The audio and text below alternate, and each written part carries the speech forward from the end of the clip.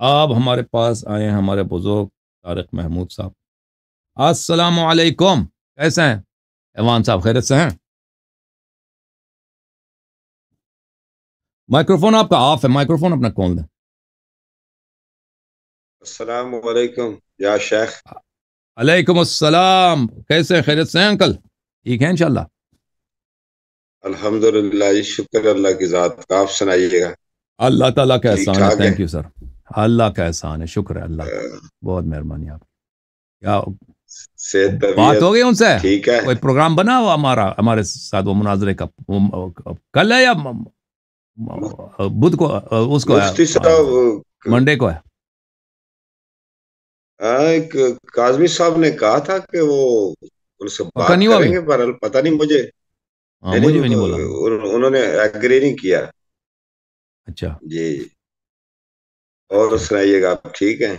اللہ کا بڑا احسان ہے. Thank you sir. اللہ آپ کو سلامتی دے. ہاں تو یہ آپ کو، وہ آپ اپنے، اپنے اچھا بارے وہ بتائیں آپ نا. کے ساتھ جو بات ہوئی تھی نا ان کے ساتھ ڈاکٹر زبیر صاحب کے ساتھ، ان کے ساتھ انہوں نے وعدہ دیا تھا ایک اور بھی سیشن کا. اب شاید رمضان اچھا میں، اچھا. رمضان کے بعد آپ نے کبھی ان سے بات نہیں کی ہے مزید؟ نہیں، وہ دوبارہ نہیں ان سے ہوئی، لیکن میں آپ کے لیے ایک ایٹم بم لا رہے ہیں انشاءاللہ. آپ کا صحیح اچھا جو ہے نا آپ کا. ٹھیک ہے، ہاں. اچھی بات ہے. ہاں ہم جی. علمی گفتگو کے ہمیشہ مشتاق ہوتے ہیں. ویسے ہمارے بہت بڑے وہ عالم ہیں اور مناظر ہیں. کیا اگر نام وہ ہے؟ ایگری کر گئے نا، وہ اتنے یوٹیوب پر مشہور نہیں ہے، اچھا لیکن اس طرح نہیں. ان کے مناظرے پڑے ہوئے، لیکن خود سے چینل نہیں بناتے. ان کا نام ہے حافظ عمر صدیق صاحب ہیں، اہل حدیث ہاں، مکتبہ فکر عمر سے. صدیق وہ نہیں آئیں گے بھائی، مجھے نہیں لگتا وہ آئیں گے. شاید آ جائیں. اچھا. پہلے انہوں نے یہ کہا تھا کہ آپ پاکستان آ جائیں نا. اگر مناظرہ کرنا ہوتا تو یہ شرط نہ لگاتے کہ میں آپ کو میں پیسے ان دوں گا، کے آپ پاس پاکستان آ جائیں. گیا تھا.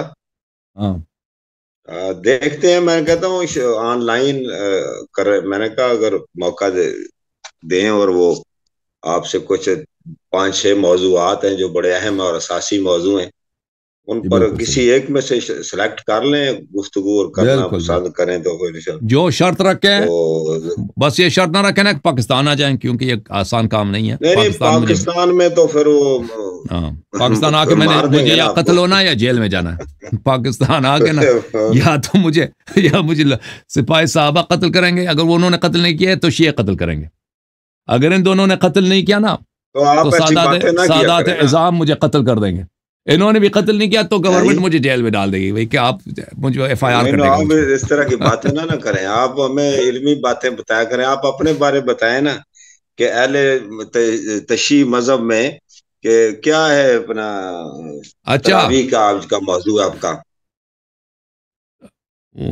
آپ کے دوست نے، مفتی صاحب نے کہا منڈے کو، سوموار والے دن انہوں نے کہہ دیا. اچھا اچھا ہاں مجھے خبر آئی ابھی. اچھا ہاں اچھا.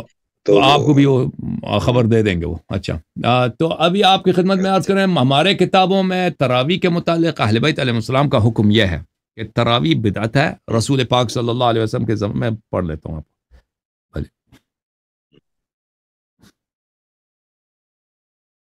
رسول اللہ صلی اللہ علیہ قبلہ وسلم کے زمان. ہاں جی بولیں. قبلہ آپ کی تصویر میرے سامنے نہیں آ رہی ہے اس میں، میرے یہ زوم کے. اس کی حرکت نے اپنے وہ ہاں، آپریٹر صاحب کی حرکت. اب آئیے. ہاں یہ آپریٹر آپریٹر جو ہے صاحب. نا، اس کا علاج ہونے والا ہے. اچھا ہاں. اب آ گئی، اب آپ کا چہرہ آ گیا. جی ہاں جی. Thank you sir. میں آپ کو ایک کتاب دکھا دیتا ہوں. یہ ہماری کتاب ہے من لا یحذر الفقیہ، شیخ صدوق صاحب کی من لا یحذر الفقیہ، جلد نمبر 2 ہے، چاپ بیروت. یہاں پر ملاحظہ فرمائیے، الصلاۃ فی شہر رمضان، ایک باب ہے کہ رمضان مبارک میں نمازیں. زرارہ اور محمد بن مسلم جو بہت جلیل القدر اصحاب میں سے ہیں، انہوں نے روایت کی امام محمد باقر اور امام جعفر صادق علیہ السلام سے کہ ہم دونوں نے ان دونوں اماموں سے پوچھا کہ شہر رمضان میں، ماہ رمضان میں، نافلہ باللیل جماعتن، نوافل کو جماعت کے ساتھ پڑھیں شہر رمضان میں. ٹھیک ہے نا؟ میں نے کتاب دکھایا نہیں دکھایا؟ کتاب یہ ہے من لا یحذر الفقیہ، جلد نمبر 2، باب الصلاۃ فی شہر رمضان، یہ صفحہ نمبر 92 میں. ہم نے پوچھا کیا؟ نوافل رمضان میں جماعت کے ساتھ، یعنی تراویح، اسی کو ہم تراویح بولتے ہیں اب اس زمانے میں. فقال، انہوں نے کہا، دونوں اماموں نے سلام اللہ علیہما نے کہا، ان النبی صلی اللہ علیہ وآلہ وسلم کان اذا صلی العشاء الآخرہ انصرف الى منزله ثم يخرج من آخر اللیل الى المسجد فیقوم فیصلی. نبی صلی اللہ علیہ وآلہ وسلم کا طریقہ یہ تھا کہ نماز عشاء پڑھ کے وہ اپنے گھر جایا کرتے تھے، کچھ دیر آرام کے بعد واپس مسجد آتے تھے، اور پھر فجر تک ان کی عبادت ہوتی تھی، نمازیں پڑھتے تھے مسجد. تو یہ سب نمازیں جو ہیں یہ سنت کی نمازیں، مستحب نمازیں پڑھتے تھے، عبادت کرتے تھے. فخرج في اول ليلة من شهر رمضان ليصلي كما كان يصلي. تو رمضان کی پہلی رات کو وہ آئے اسی طرح جیسے ان کا معمول تھا، عشاء پڑھنے کے بعد گھر گئے، آرام کیا یا کھانا کھائے، جو بھی کرتے تھے گھر میں صلی اللہ علیہ وسلم. اس کے بعد واپس آئے عبادت کے لیے. جب وہ عبادت کے لیے آئے گئے، کھڑے ہو گئے نماز پڑھنے کے لیے، فاصطف الناس خلفہ، لوگوں نے ان کے پیچھے کیا کیا؟ جماعت بنا دی، جماعت بن گئی، ان کے علم کے بغیر، ان کی اجازت کے بغیر، ان کی رضا کے بغیر. فہرب منہم الی بیتہ وترکہم. رسول اللہ صلی اللہ علیہ وآلہ وسلم نے جب دیکھا کہ انہوں نے جماعت بنا دی ہے تو انہوں نے اپنی نماز چھوڑ دی اور اپنے گھر جلدی سے اپنے گھر چلے گئے اور ان کو اپنے حال پہ چھوڑ دی. اس طرح انہوں نے اپنے عدم رضا ظاہر کیا. تو یہ 3 راتوں کو یہ ہوا ہے. ففعلوا ذلك 3 لیال. یہ 3 راتیں، ہر رات کو یہ پیش آیا. نبی صلی اللہ علیہ وآلہ وسلم عشاء پڑھ کے گھر جاتے ہیں، کچھ دیر کے بعد واپس آتے ہیں عبادت کے لیے، نماز پہ کھڑے ہوتے ہیں تو صحابہ صف بناتے ہیں. تو نبی صلی اللہ علیہ وسلم جب نوٹ کرتے ہیں، پتہ چل جاتا ہے کہ پیچھے لوگ جماعت بنا دیے، تو وہ چھوڑ کے چلے جاتے ہیں اپنے گھر. جب تیسری رات کو یہ ہوئی ہے، فقام صلی اللہ علیہ وآلہ وسلم فی اليوم الثالث على منبری فحمد اللہ واثنى علیہ. تیسری دفعہ جب یہ ہوا ہے تو رسول پاک صلی اللہ علیہ وسلم منبر پہ گئے، حمد الہی بجا لائی ہے اور اللہ پہ کا ثنا ادا کیا ہے اور فرمایا، ایھا الناس، اے لوگو، ان الصلاة باللیل فی شہر رمضان من النافلہ فی جماعت بدعہ. اے لوگو، رمضان المبارک میں نوافل کو رات کے وقت جماعت کے ساتھ پڑھنا یہ بدعت ہے. وصلاۃ الضحیٰ بدعہ، ضحیٰ کی جو نماز ہے جس کو اردو میں چاشت کی نماز بولتے ہیں، وہ بھی بدعت ہے. اور روایت میں بھی بخاری میں کہ نبی صلی اللہ علیہ وسلم نے کبھی ضحیٰ نہیں پڑھی ہے. الا فلا تجتمعوا لیلا فی شہر رمضان لصلاۃ اللیل. رسول اللہ صلی اللہ علیہ وسلم نے فرمایا کہ خبردار کہ یہاں پہ نماز نافلہ کے لیے مسجد میں جماعت نہیں کرنا رمضان کی راتوں میں. ولا تصلوا صلاۃ الضحیٰ فانها تلک معصیہ، اور نماز چاشت نہیں پڑھنا یہ معصیت ہے. الا فان کل بدعۃ ضلالہ وکل ضلالۃ سبیلها الی النار. ہر بدعت گمراہی ہے، ضلالت ہے، اور ہر ضلالت گمراہی کا راستہ جہنم کی طرف ہے. ثم نزل صلی اللہ علیہ وآلہ وسلم وهو یقول. رسول پاک صلی اللہ علیہ وسلم منبر سے اترتے ہوئے انہوں نے یہ جملے ادا کیے، قلیل فی سنت خیر من کثیر فی بدعہ.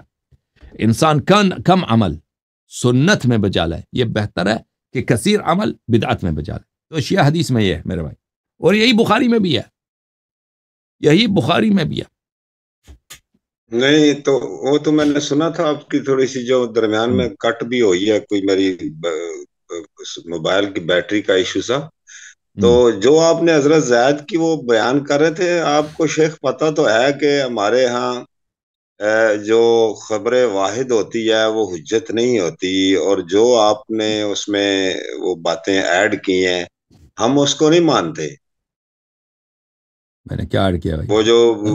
وہ جو حسب پتھر مارنے کنکر، یہ اضافہ ہے. یہ ساری اس میں شیعہ راوی ہوتے ہیں. بخاری کی روایت ہے بھائی، اس میں بخاری شیعہ اور بخاری رافضی بن گیا بھائی. اب بخاری سے بھی آج جو نہیں اب آج تک سب کہہ رہے تھے صحیح بخاری صحیح مسلم صحیح قرآن کا بھائی ہے.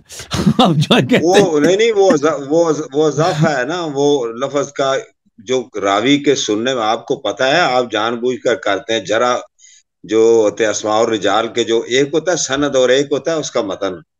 تو جو متن ہے وہ درایتن ہم اس کو ریجیکٹ کر سکتے ہیں اگر سند اس کی صحیح بھی ہو. تو وہ درایتن ایسا صحابہ نہیں کر سکتے. کو منافقین ہوں گے، وہ آپ کو پتا ہے 3 گروہ ہیں.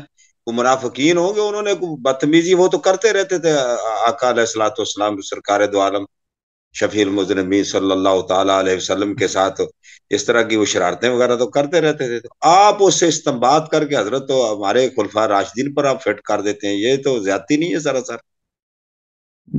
میں نے وہ کہاں سے خلفائے راشدین پہ فٹ کر دیا؟ وہ جو انہوں نے پتھر مارے، میں نے کہا صحابہ نے پتھر مارے، جو لوگ تراویح تو پڑھنا چاہتے تھے. نہیں تو آپ نہیں دیکھیں، وہ زوم آنی ہے نا، آپ صحابہ کا جب نام لیتے ہیں تو اس میں تو پھر بڑے ہمارے جیے صحابہ بھی آ جاتے ہیں نا. تو میں کس کا نام لوں؟ میں اس حدیث میں کسی کا نام نہیں ہے نا، میں تو کسی کا نام نہیں لیتا.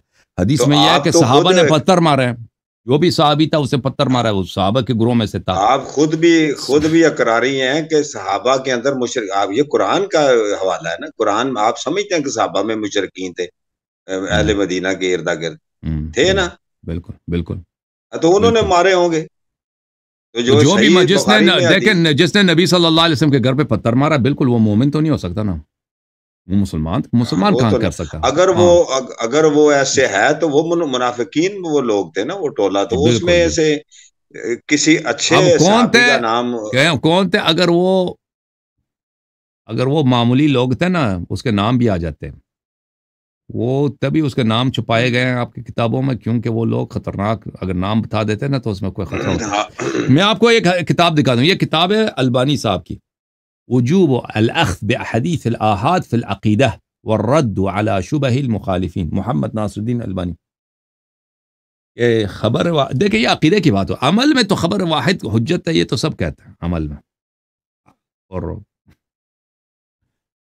حتیٰ کہ عقیدے ٹھیک میں ہے. کہ خبر واحد حجت ہے یا نہیں ہے، یہ ایک اختلافی شیخ مسئلہ صاحب ہے. تسی سانو محدثین تسی کہتے ہیں کہ مرغا محدثین فرماتے ہیں کہ یہ خبر واحد حجت ہے عقیدے میں بھی، لیکن یہ کس کا قول ہے کہ یہ حجت نہیں ہے عقیدے میں؟ وہ متکلمین کا قول ہے، ٹھیک ہے نا، وہ اہل کلام کا. لیکن محدثین تو سب کہتے ہیں کہ یہ خبر واحد حجت ہے. اور پھر جب عمل میں آ جاتے ہیں نا، عمل میں اس میں تو باب بہت وسیع ہے آپ لوگوں کے مذہب میں، کہ خبر واحد اور چاہے وہ ایک مرسل بھی ہو، منقطع بھی ہو، اس پہ علماء فتوے اس کے مطابق جاری کرتے ہیں، خبر واحد کے مطابق. تو یہ نہیں اس یہ تو پر عمل کی بات ہے نا، تراویح یہ تو عقیدے کا بھی نہیں ہے. عمل لیتے ہیں، اگر اس میں متضاد ہو یا اس میں کچھ ایسا ہو تو اس کے لیے پھر اس میں تطبیق کرتے ہیں، یا پھر مرسل منقطع کو تو نہیں نام لیتے. تو دوسرا ہے کہ ایک ہی راوی ہوتا ہے تو اس کو آپ مختلف کتابوں سے نقل کر کے نا آپ لوگوں کو آپ فراڈ کرتے ہیں معذرت کے ساتھ. کیا کیسے فرق؟ آپ ایک ہی راوی کو 10 کتابوں کا حوالہ دیتے ہیں تو ظاہر یہ کرتے ہیں کہ یہ 10 سندیں ہیں، یہ سند ایک ہی ہوتی ہے، بات ایک نہیں، ہی اگر ہوتی ہے. ایک ہی روایت کو دیکھیں مختلف دیکھیں وہ اہمیت ہوتی ہے نا. اگر ایک ہی حدیث کو بخاری نے بھی نقل کیا، مسلم نے بھی نقل کیا، تو پھر وہ متفق علیہ بین شیخین بن جاتا ہے، تو اس سے صحت بڑھ جاتی ہے. صحت کے مختلف درجات ہیں. ایک حدیث وہ صحیح ہے جس کو مثلا صحیح ہے لیکن بخاری مسلم نے روایت نہیں کیا، صحیح ہے لیکن وہ اس کی اتنی اعلیٰ درجہ نہیں ہے. ایک بخاری ہے اور مسلم نے روایت کیا، یا مثلا صرف بخاری نے روایت کی یا صرف مسلم، یہ اس سے زیادہ بہتر ہے. جو ترمذی نے روایت کی، بخاری مسلم نے روایت نہیں کی. ایک وہ حدیث ہے جو بخاری نے بھی روایت کیا، مسلم دونوں نے روایت کیا، تو یہ اس سے اس کی جو ہے صحت بڑھ جاتی ہے. اور ایک ایسی حدیث ہے بخاری نے بھی روایت کی، مسلم نے بھی، ابو داود نے بھی روایت کی، فلان فلان فلان 10 بڑے بڑے محدثین نے روایت کیا. تو ایسے پتہ، ٹھیک ہے سند ایک بھی ہو نا، تو اسے پتہ چل جاتا ہے کہ یہ حدیث جو ہے ایک ایسی حدیث، شاذ حدیث نہیں ہے، یہ محدثین کے ہاں کافی مشہور، معروف اور معتبر حدیث ہے. اس کی وجہ یہ ہوتی ہے اگر ہم ایک ہی حدیث کو مختلف کتب سے دکھا دیتے ہیں، ٹھیک ہے نا. جی ہاں. اچھا آخری بات کرتا ہوں، اور بھی ساتھی ہوں گے لائن میں. یہ جو کہ ہم اس کو ہمارے ہاں اہل سنت میں نا دو رائے چل رہی ہیں. ایک اس کو نماز کو ہم جو احناف ہے نا، احناف وہ حنفی فقہ کے لوگ، ہم وہ 20 رکعات کے پڑھتے ہیں. اس میں مختلف روایتیں ہیں، زیادہ کی بھی ہیں کم بھی کی ہیں. لیکن جو ہمیں بخاری و مسلم یا جو آپ پیش کر رہے تھے نا حضرت عائشہ صدیقہ رضی اللہ تعالیٰ سے، یا دیگر جو بھی آپ نے پیش کیے، وہ تو کافی 11 ساری رکعت ہے نا. روایات کا حوالہ دیا. جی جی. تو وہ 11 وہ قیام، ان کو ہم کہتے ہیں قیام اللیل. تو یہ قیام اللیل کی تو سند ہے نا شیخ، اس کو تو اب کیوں مطلب، یہ قیام تو ہے نا اللیل تو نبی صلی بالکل اللہ صحیح ہے، تعالی اس کا تو ہم منکر نہیں ہے نا. قیام اللیل آپ رمضان میں نمازیں رات کو پڑھا کریں، غیر رمضان میں یہ تو اللہ کا حکم ہے. بات یہ کہ اس کو جماعت کے ساتھ جب پڑھتے ہیں تو تراویح بنتی ہے نا. ویسے قیام اللیل کا منکر تو کوئی نہیں، وہ تو ثابت ہے. تو اس کا تو کوئی منکر نہیں ہے. تو اس میں قیام اللیل لیا ہے ہاں، اس کو وہ جماعت کے ساتھ پڑھیں، وہ بات وہ اس کی جماعت کا ملتا تو ہے نا سر. آپ صریحاً دکھائیں نا، آپ نے اپنی کتاب سے دکھائے، ہماری کتاب سے دکھائے نا کہ آپ نے منع فرمایا ہو نہ پڑھنا. یہ جو روایت ہے نا کہ پتھر مارے اور یہ کوئی درایتن ایکسپٹ نہیں کر رہے ذہن کو یہ بات. میں آپ کو دکھا دیتا ہوں آپ کی کتابوں سے، میں نے دکھا دیا، پھر اتنی دوبارہ دکھا دیتا ہوں. بے ادبی ہو لگتا نہیں کہ وہ تو میں نے آپ کے مدینہ بخاری سے بھی دکھا دیا، مسلم سے بھی دکھا دیا. اس کے علاوہ کے پتھر مارے نا، وہ تو میرا قول نہیں ہے، وہ تو آپ کی کتابوں سے میں نے دکھا دیا. اچھا وہی تراوی والوں نے یہ پتھر مار. اب دیکھیں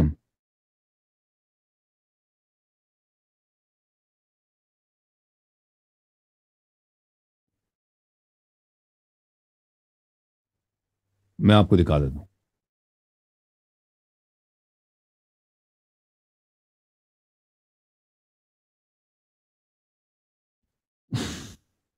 پہلی بات یہ ہے کہ یہ کتاب بخاری چھاپدار احیاء التراث العربی، یہاں پہ حدیث نمبر 2010، جب خلیفہ ثانی حضرت عمر نے تراوی کا حکم دیا تھا تو اس کے بعد انہوں نے خود کہا تھا نعم البدعۃ ھذہ، یہ بہترین بدعت ہے. اب اس کی شرح میں یہ بہت ساری کتابوں میں موجود ہے، زیادہ کتابوں کو دکھانے کی ضرورت نہیں ہے. میں نے اگر آپ میرے پرسوں کی تقریر کو آپ دیکھ لیں تو میں نے آپ کو دکھا دیا، اس میں بہت تفصیل کے ساتھ میں نے اس جملے پہ بات کیا. اچھا یہ المدخل الى السنن الكبرى للبیہقی ہے. وقد قال عمر فی قیام شہر رمضان، قیام رمضان کے لیے عمر نے کہا نعمت البدعۃ ھذہ، یہ بہترین بدعت ہے. اس کا کیا معنی ہے؟ یعنی انہا محدثۃ لم تکن، یہ ایک نئی چیز ہے، اس سے پہلے نہیں تھا یہ. اچھا شرح بخاری لابن بطال، ابن بطال یہ بہت پرانا بخاری کی شرح ہے، سب سے پرانا شرح مجھے لگتا ہے یہی ہے. جزء رابع چاپ مکتبۃ الرشد، صفحہ نمبر 147. نعم البدعۃ، یہ ایک بدعت ہے. اچھا بدعت کے دو معنی نا، ایک شرعی بدعت ہے جو حرام ہے، ایک لغوی بدعت ہے. شرعی معنی لے لیں وہ تو واضح ہے، اگر عمر نے کہا کہ یہ بدعت ہے وہ تو اعتراف ہے واضح اس کی، وہ تو مولوی حضرات یہ نہیں کہتے کہ شرعی معنی مراد ہے. لغوی معنی اس نے مراد لیے ہیں. بدعت کیونکہ وہ عرب ہے، قریشی ہے، مکے کا رہنے والا، یہ لوگ عربی زبان جانتے ہیں. بدعت کس کو بولتے ہیں؟ بدعت ایک ایسی چیز جو نئی ایجاد ہے، اس سے پہلے نہیں تھا. فالبدعت اختراع ما لم یکن، بدعت اس کو کہتے ہیں جو اس سے پہلے نہیں تھا. اس سے پہلے نہیں تھا. اگر اس سے پہلے رسول پاک صلی اللہ علیہ وسلم نے انجام دی ہے تو پھر یہ نئی چیز نہیں ہے، اس سے پہلے یہ انجام ہو چکا ہے.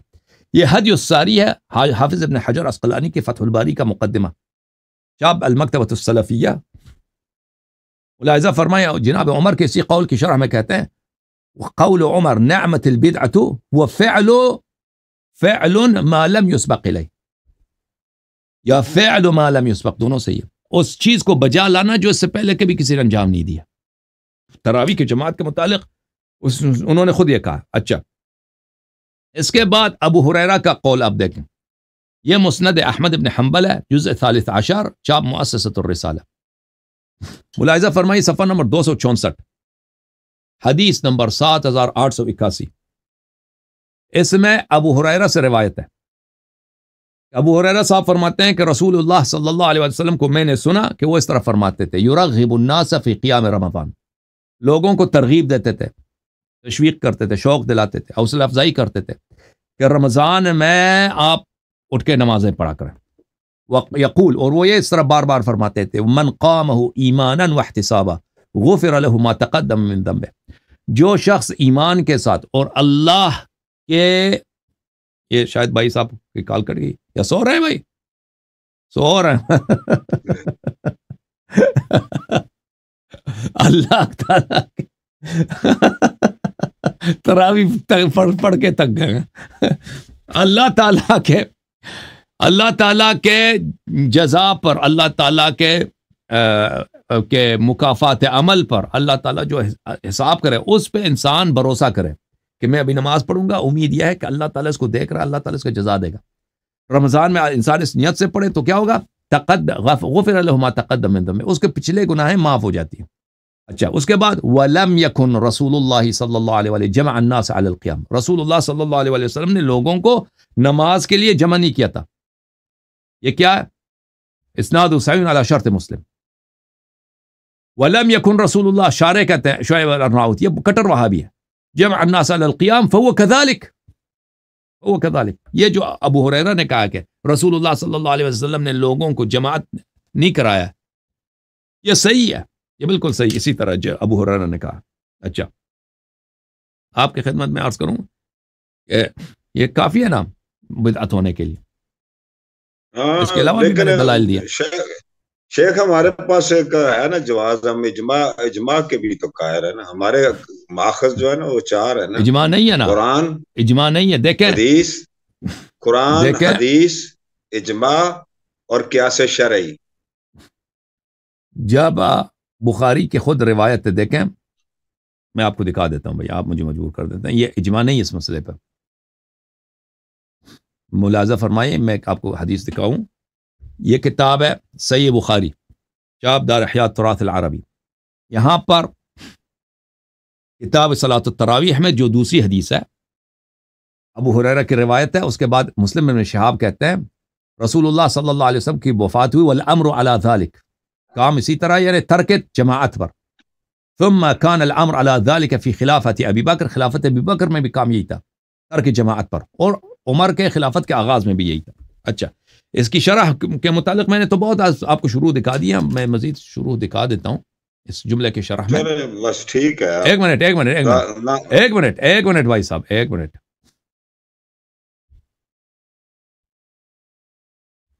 یعنی یہ کتاب فتح الباری حافظ ابن حجر صاحب کی، جلد نمبر 4، یہی روایت ہے. ثم كان فتوفي رسول اللہ صلی اللہ علیہ والناس على ذلك. اچھا على ذلك ای على ترک الجماعة في التراویح، رسول پاک صلی اللہ علیہ وسلم کی وفات ہوئی ہے تو لوگوں کا حالت کیا ہے؟ ترک جماعت ہے تراویح پر. تو ترک جماعت اجماع ہے رسول صلی اللہ علیہ وسلم کے زمانے میں، اور ابو بکر کے زمانے میں، اور عمر کے آغاز میں. تو اجماع کس پر ہے؟ اجماع تو ترک تراویح پر ہے، جس میں رسول صلی اللہ علیہ وسلم بھی شامل ہے. جس اجماع میں خود رسول اللہ صلی اللہ علیہ وسلم شامل ہے وہ ترک جماعت ہے، ٹھیک ہے نا.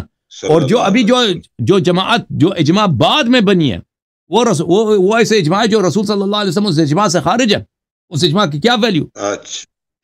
اچھا شیخ صاحب، نماز جو آپ پڑھتے ہیں اور جو 5 وقت اہل تشیع و اثنا عشری، یہ جو فرائض ہیں یہ سارے جو احناف بھی پڑھتے ہیں، یہ اسی طرح یہ جیسے مجھے نہیں معلوم احناف کیا پڑھتے ہیں. دیکھیں فرائض میں عرض کرتا ہوں، یعنی میں عرض کرتا ہوں نا تھوڑی سی 1 منٹ کے لیے صرف، آپ اس کا جو مختصر جواب ہو جائے گا.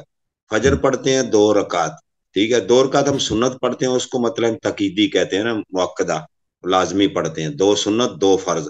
پھر ہم ظہر پڑھتے ہیں 4 سنت کو ہم مؤکدہ کہتے ہیں، یعنی تاکید کے ساتھ پڑھنے کی ہے، سنت ہی کہتے ہیں اس کو، اور 4 فرض پڑھتے ہیں. پھر عصر پڑھتے ہیں، اس میں 4 فرض پڑھتے ہیں، اور مغرب کو 3 فرض پڑھتے ہیں، اور عشاء کو 4 فرض پڑھتے ہیں، اور 3 وتر پڑھتے ہیں. اور آپ کے ہم 1 وتر ہے، اور اہل حدیث بھی 1 وتر پڑھتے ہیں. تو کیا نماز اسی طرح یہ یعنی 2 فرض 4 فرض پھر 4 فرض 3 نماز ہے؟ پھر اس کے اندر رفع یدین کے بارے بتائیے گا آپ کیسے کرتے ہیں؟ رفع یدین آپ کس کو بولتے ہیں؟ ہم رفع یدین نہیں ہے نا، ہمارے یہاں کرتے ہیں جب ہم تکبیر تحریمہ کرتے ہیں، اللہ اکبر، ہمارے ہاتھ باندھتے ہیں، آپ ہاتھ کھولتے ہیں، تو پھر رکوع میں جاتے ہوئے رفع یدین، رکوع سے اٹھتے ہوئے رفع یدین. کیا آپ سجدوں میں بھی رفع یدین ہر رکن پہ آپ رفع یدین کرتے ہیں؟ ٹھیک. آپ کی خدمت میں عرض کروں کہ جہاں تک نماز کا تعلق ہے، دیکھ نماز فجر ہے 2 رکعت جو واجب ہے، ٹھیک ہے نا. اس سے پہلے 2 رکعت مستحب ہے، نافلہ، فجر کا نافلہ مستحب ہے. نماز ظہر 4 رکعت ہے جو فرض ہے.